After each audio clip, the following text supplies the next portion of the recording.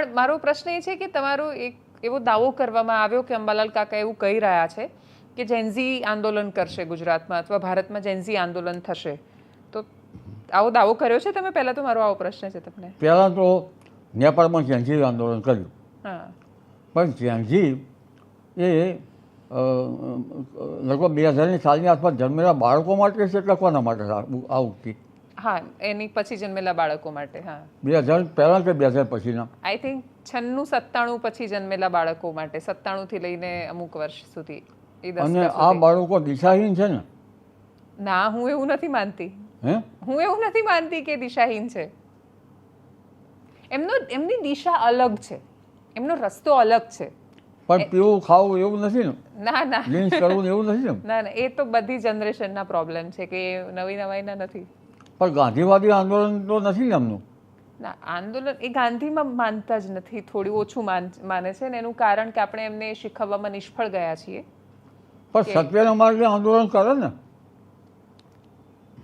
એ હવે ખાલી નેપાળમાં નહીં, એના પછી તો કાકા બહુ બધા દેશમાં પછી તો ચિનગારીની જેમ ફેલાઈ રહ્યું છે.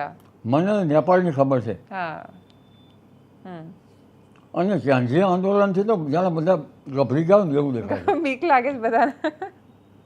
સરકાર એવું જેન્ઝી આંદોલન એવું નામ સાંભળે તો એ ભડકી જાય છે. તખ્તા પલટ થયા એટલે. અને જો કે આપણે ભારતમાં એવી અરાજકતા થવા એવું શક્ય જ નથી. હું પણ એવું માનું છું રસ્તો ખોટો છે. રસ્તો ખોટો, ગાંધીજીના ચિંધ્યા રાહે જવું જોઈએ.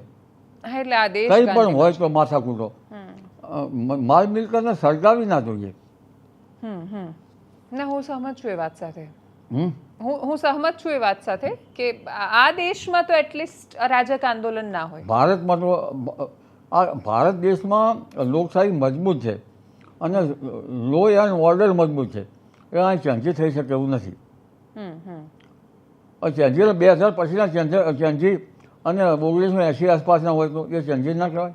ના, 1980 પાછળના બીજું કંઈક કહેવાય છે. અને અમે શું કહેવાય, અમે મિલેનિયલ્સ કહેવાઈએ. અને આવું કોને નામ પાડ્યું વળી? એ છે એટલે પહેલેથી નામ પડેલા છે, પછી આ ABCD બધી પૂરી થઈ ગઈ. જેન્ઝી એટલે ઝેડ છેલ્લો આવ્યો, એટલે પછી આલ્ફા બીટા ગામા એવું શરૂ થયું.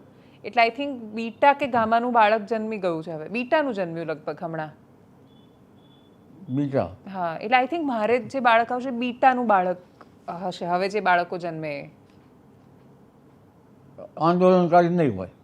શું ખબર ત્યાં સુધીમાં સરકારો ક્યાં છે, આંદોલનકારી હશે કે નહીં. ત્યાં સુધીમાં તો બધું બહુ બદલાઈ ગયું હશે એવું લાગે છે મને. બહુ લાંબો સમય છે એ વાતને, લોકો થોડા સમજણા થાય એ વાતને. આ જેન્સીના સંસ્કાર કોઈ આપે તો સારું. ના ના, આપેલા જ છે કાકા, તમને કોઈ એવું કહ્યું હશે, બાકી એવું નથી. મતલબ હું નથી માનતી, એ પેઢી અલગ છે. તમારા કરતા તમારા બાળકો અલગ છે, તમારા અને મારા વિચારોમાં કેટલો બધો ફરક હશે. પેઢી જ છે ને? પેઢી જ છે, એક જનરેશન ઝેડ એ રીતે એને નામ આપ્યું છે